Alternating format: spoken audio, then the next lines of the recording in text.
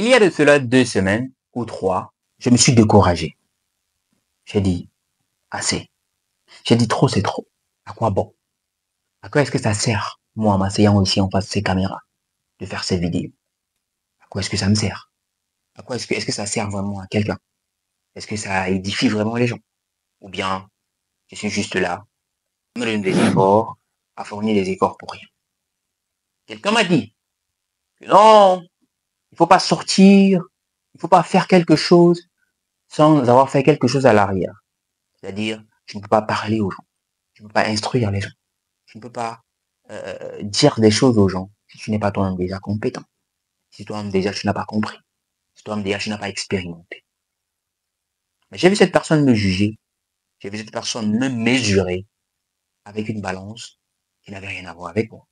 J'ai vu cette personne me frustrer avec une balance qui n'avait rien à voir avec moi. Me mesurer, se basant sur des compétences que je n'avais déjà pas au départ et que je ne suis même d'ailleurs pas intéressé à avoir.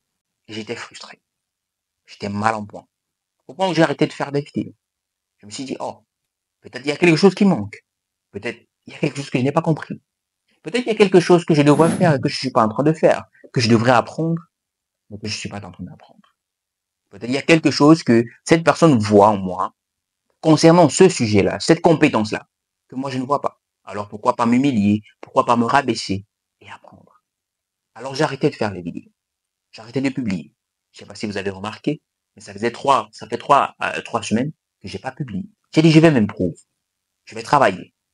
Alors, je suis allé faire quelques formations en montage de vidéos, ce que je n'aime pas, parce que personnellement j'aime pas monter des vidéos, j'aime pas passer mon temps devant le téléphone ou bien devant l'ordinateur à faire des montages vidéo, à faire du graphic design. C'est pas mon hobby. Quelqu'un d'autre peut-être, mais pas moi. Alors à un moment donné, je me suis posé la question. Après ces 3 semaines, je me suis posé la question, mais attends, qu'est-ce que je suis en train de faire? Qu'est-ce que je suis en train de réaliser maintenant? Parce que là, j'abandonne tout ce que Dieu m'a donné. Je dépose sur la table les armes que Dieu m'a données, c'est-à-dire ma parole, mon charisme, mes compétences. Je dépose tout ça sur la table. Je regarde ailleurs parce que quelqu'un m'a dit que je n'étais pas bon sur ceci. Quelque chose que je n'ai d'ailleurs déjà pas dit que j'étais bon en ça. Alors je me suis dit, attention, il y a quelque chose qui ne va pas. Il y a quelque chose qui n'a pas marché. Il y a quelque chose que je n'ai pas compris. Il y a quelque chose que j'ai oublié. C'est que sur ce chemin, le chemin de la grandeur, c'est le chemin de l'ascension, c'est le chemin de la réalisation. Ce qui compte, ce n'est pas le nombre de compétences que tu as, c'est la consistance en le peu de compétences que tu as.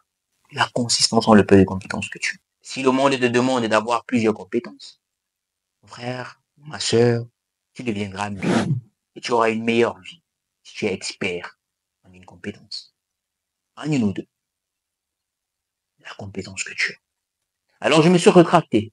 J'ai dit j'arrête. J'arrête de fournir des efforts. J'arrête de me battre pour quelque chose que je ne veux même pas.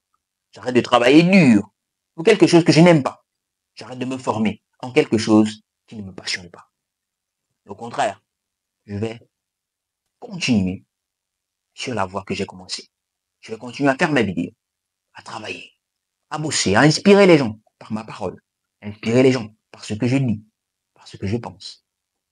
Et je verrai comment, moi, Merveille Kadjo, je ne réussirai pas.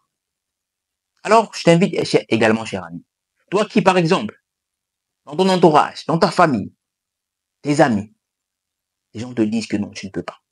Parce qu'ils t'ont jugé en se basant sur une compétence. Ils t'ont mesuré en se basant sur une compétence ou deux.